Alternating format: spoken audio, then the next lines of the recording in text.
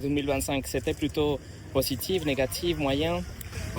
Plutôt positif. Vous pensez que vous êtes une meilleure personne que l'année précédente?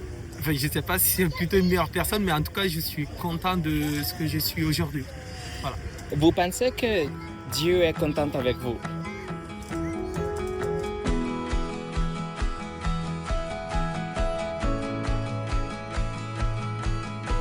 Quand vous faites le bilan, oui, vous regardez l'année 2025, c'était plutôt positif, négatif, moyen?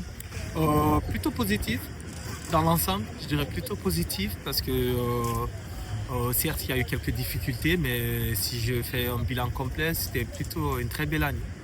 Et vous, par exemple, dans votre vie personnelle, vous pensez que vous êtes une meilleure personne que l'année précédente, 2025 par rapport à 24 par rapport à 25? Oui, par rapport à 2024 du coup. Une meilleure personne, enfin, je ne sais pas si c'est plutôt une meilleure personne, mais en tout cas, je suis content de ce que je suis aujourd'hui. Voilà. Vous pensez que Dieu est content avec vous?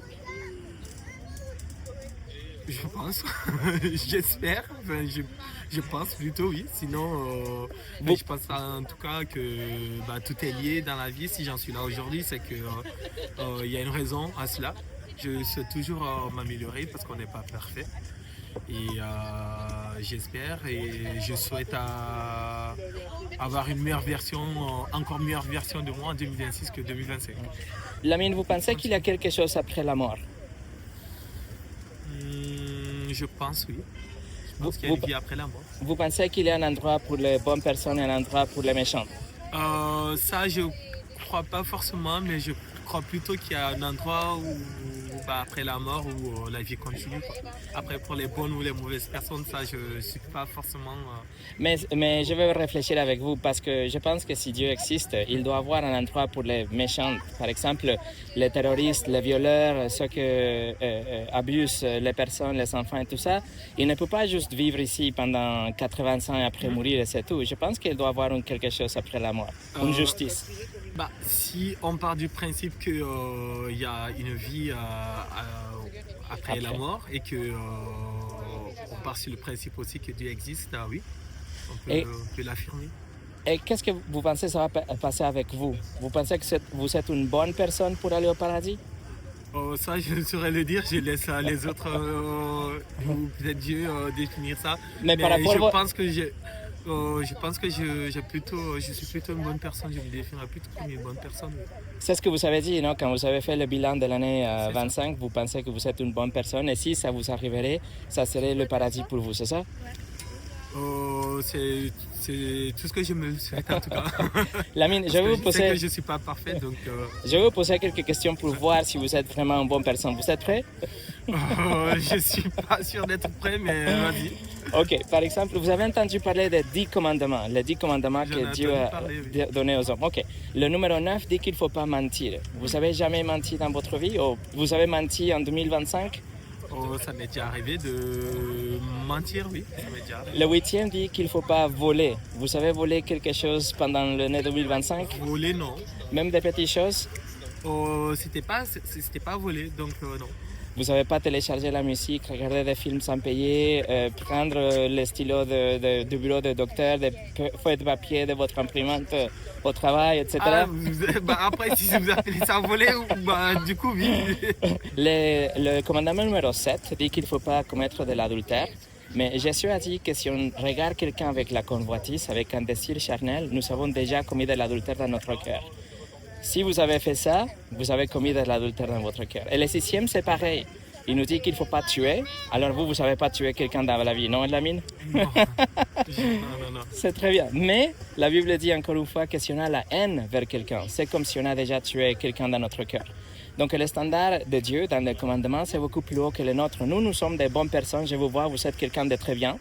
Mais par rapport à la perfection qu'il demande dans notre esprit, dans notre personne, dans notre action, dans notre pensée, nous ne sommes pas de bonnes personnes et en fait, on a déjà transgressé le commandement. Donc, si il vous juge par rapport à ça, vous seriez coupable ou innocente? Par rapport à la perfection, je pense que je serais coupable parce que je me juge pas, je me considère pas comme quelqu'un de parfait. Et voilà, et donc si vous seriez coupable, est-ce qu'il va vous donner le paradis ou l'enfer? Si on part du principe que il y a un pourcentage sur le côté positif et négatif. Je pense plutôt que ça sera au paradis. S'il y a un plus et un moins. Ah, ok, si vous faites la balance, c'est ça, le bilan? Ça, exactement. Okay. Mais essayez ça, si vous êtes devant les juges de Paris, par exemple, et vous avez volé la banque, vous avez commis des crimes qui sont vraiment horribles, et vous dites en même temps, oui, juge, j'ai fait ça, mais en même temps, j'ai donné de l'argent aux pauvres. J'ai aidé les mamies à traverser la rue de mon quartier. Est-ce qu'il va vous laisser partir? Je pense que non, parce qu'il se basera sur les faits déjà. C'est ça. Et donc, la raison pour laquelle je l'ai fait importe peu. C'est ça. Donc, vraiment, la justice, la justice, le verdict est basé sur les crimes que nous avons déjà commis. Donc, si ça c'est vrai, Lamine, et c'est pour ça que je vous interroge aujourd'hui, parce que ça m'intéresse et ça me concerne un peu, que si c'est vrai ça, et ça vous arrive, vous serez jugé et vous allez aller en enfer. Et cela me concerne terriblement. Ça me coupe le souffle. Je ne sais pas si vous l'entendez de ma voix, mais c'est quelque chose d'horrible à penser à ça. Alors, qu'est-ce que vous allez faire pour pouvoir vous en sortir? Quel est votre plan? Si je suis amené à être jugé sur ça, je me remettrai au jugement parce que sur le moment, je suppose que je n'aurai pas de plan pour me sortir de là. C'est ça. Vu que ce serait déjà sur un fait qui est déjà fait. C'est ça. Voici la bonne nouvelle. Et peut-être que vous aviez déjà entendu ça, mais je vous l'explique. Dans ce contexte, ça va avoir un sens, ok? Dieu ne veut pas envoyer quelqu'un en enfer. Et c'est pour ça qu'il a envoyé Jésus. Vous connaissez l'histoire de Jésus? Ok. Dieu est riche en miséricorde. Il envoie Jésus pour vivre une vie parfaite. Il n'a jamais péché, il n'a jamais menti, volé, convoité, etc. Et après, il a donné sa vie en sacrifice pour payer pour votre crime. Vous devez payer 1 million d'euros au juge de Paris. Vous savez que 10 euros dans la poche. Mais cette personne se met entre vous et le juge et il paye votre amende. Maintenant, le juge de Paris, il peut vous laisser partir, pas parce que vous êtes une bonne personne ou vous le méritez ou vous avez fait de bonnes choses en même temps, mais parce que quelqu'un satisfait la justice, vous voyez.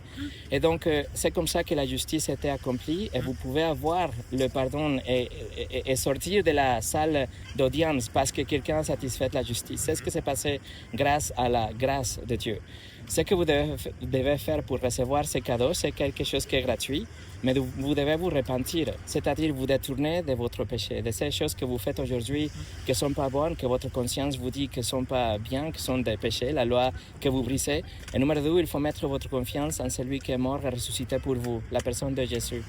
Et si vous faites ces deux choses, la repentance et la foi, vous savez la promesse de Dieu. La même promesse qu'il a dit qu'il va juger les crimes, il va donner la vie éternelle à tous ceux qui viennent à lui dans la humilité, la repentance et la foi. Vous aviez jamais entendu cette histoire? Non, pas comme ça, non. Et est-ce qu'il y a un sens? Bien sûr, ça a un sens. Enfin, ça a surtout un sens si on croit à la vie après la mort et qu'on croit tout ce qui est spirituel, c'est ça. À Dieu, tout ça. Lamine, je n'essaie pas de vous vendre quelque chose, je ne vous demande rien d'autre que juste, je vous demande de considérer ces choses parce qu'il n'y a rien de plus important que votre éternité. Moi, personnellement, j'ai perdu quelqu'un de très cher en 2025. Ouais. Donc, nous ne savons pas quand ça va arriver le moment de notre mort. Je ne sais pas, je ne vous le souhaite pas, mais si le 26, ça va être votre tour, le mien, quelqu'un autour de vous, vous pouvez avoir la vie éternelle grâce à ce que Dieu a fait en Jésus-Christ. Il faut juste se repentir et croire en lui. Vous pouvez, s'il vous plaît, considérer ces choses, Lamine? C'est envisageable. C'est envisageable. Réfléchissez juste quand vous aurez le temps, ok?